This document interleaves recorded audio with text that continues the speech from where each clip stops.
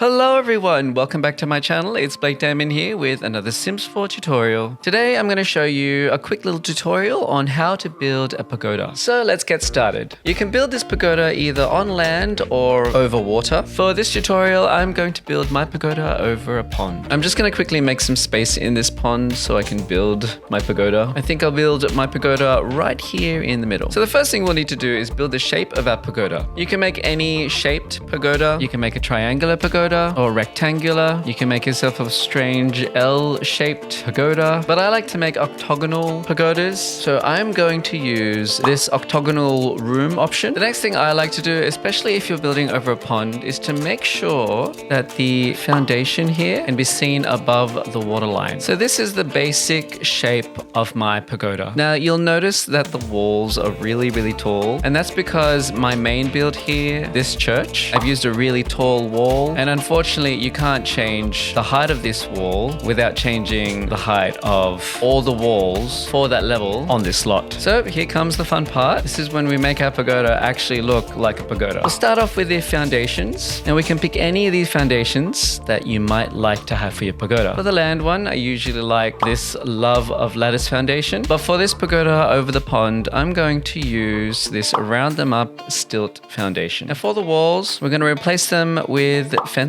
Again, this is going to be your pagoda, so you can make it look however you want. But for this tutorial, I'm going to use this fabled fence. Next, let's go to columns, and we're going to place the columns that'll hold up the roof. For this one, I am going to use the fabled floral column. I'm going to place that on every single corner. Next, let's pick spandrels. You can use any spandrels you want. For this one, I'm going to use Society Struggles door frame. Next, we're going to go to freezers and exterior trims, and we're going to pick one of these just to make this pagoda look really nice. For this tutorial, I'm going to use a classic craftsman's freeze. And now we just go ahead and roof our pagoda. So whatever shape your pagoda is, try and match the shape with the roof if you can. Since I have an octagonal shaped pagoda, I'm gonna go for the octagonal roof. Now I'm gonna make my roof pattern match my main build's roof. So I'll be using Shake It Up on my pagoda as well. Now from here we can do certain things with our roof. We can either leave it as is, it looks fine the way it is, or we can add a roof trim. I like to either go with the square roof trim or the beveled roof trim. For this one, I'm gonna go with the square roof trim. We also have the option of pulling out our roof. Now the problem with this is some of the freezers show through. That can be easily fixed by simply lowering the roof a bit, like so. You can go as wide as you want. If you wanted, you could also make the roof arched by simply selecting the roof and moving these spheres around. That looks quite good as well. This shaped roof would look really good with a glass roof pattern. It makes a really nice observatory. For this pagoda though, I really want to keep with the theme of cottage. I'm going to probably extend the roof out a bit and lower it so the freezers don't show like that. Don't forget to add a floor pattern to your pagoda. For this one, I'm going to use timber, lumber, traditional hardwoods. Now we have a pagoda in the middle of the pond, but we need a way to get to it. So what we're going to do is build a path from this here to the shore of the pond. And the way I'm going to do that is by using the custom room tool, and I'm going to draw a room from the edge of the pagoda to the shore like this. Now I don't really want a roof or walls for my pathway, so I'm just going to get rid of it all. Now you could leave your entrance to the pagoda open like this, or you can use a gate. For this tutorial I'm going to use the fabled gate. Now we'll need to match our walkway foundation with the pagoda, and of course